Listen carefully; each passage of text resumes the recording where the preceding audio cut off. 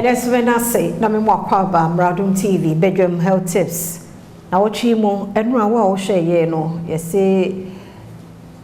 tooth lost osena tu hu kwan fa so tu Edentulism edine ye endpoint inti ene ya ba perfect smile na ye ne dental surgeon Augustina mensa ifem edi enkomo afasade no ho enu aboni nyina to fa de amaye de a ene ye courses edi ene de sa esene tutu no ede eba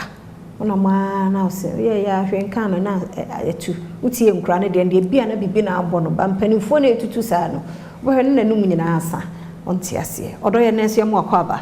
ye na ase papa na de na causes Edentulism no nti the number one cause of tooth loss gum diseases. So hwe ye gum na eno ene kata esene ho nti se yare enya ebo gum ne pe one share na all falling into Edentulism. Into gum diseases, gingivitis, and only the very first cause. Maybe the kayama who say when you gingivitis, and say, who say, or seno, uchichu sia, moja. I start to say, eba, ubi also chichu send moja or tintes you pay, moja, you should be alarmed. Oh, yako, sati be a name. Near to me no make one say gingivitis and a periodontal disease. Say, unya gum diseases no. Now one pe one say man can when treat ya. Now fe when ya perio no, we say woman na oseno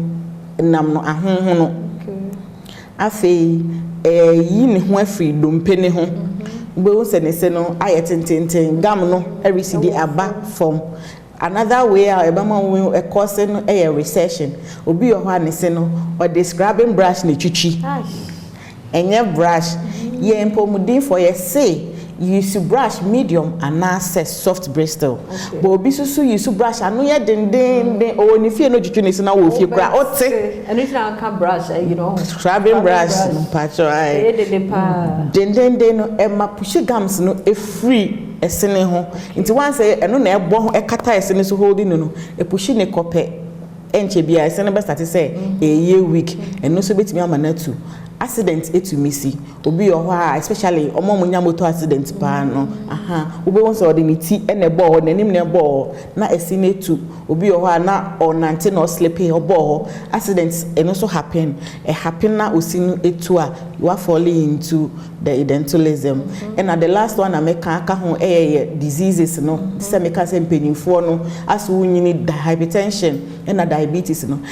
ma your immune system ni go down into me and fight infections ni we ya ebo ye no ho ban nti say obi e wo sa te bia ni ma time bia na ma ona nye ntia e wo dental clinic say the be be tro ne ma wo be ya osina na wenum no ebeye din ama osinu entu enkola na famous no omuso trauma etimi e ma omuso omu lucy omu esen nti se akola obofo na ne sini tu ana bibi happen ye trauma be happen ye na ne sini tu ya it can be something can be done about it nti kakra causes kakra ye common in Ghana na maka the gum diseases na eno ankasa timima sent ba wenum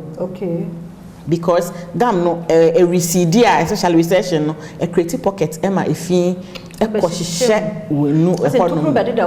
very well etimima we na kaka de wenya kaka to krodanisim wamba ma ya afele wamba ma ya anya RCT e wo so e kwa na e pulp ni ma bo to kro no ayekese asen ese no hwini wa ye beye gise yetu akro paniu ni nyina gise yetu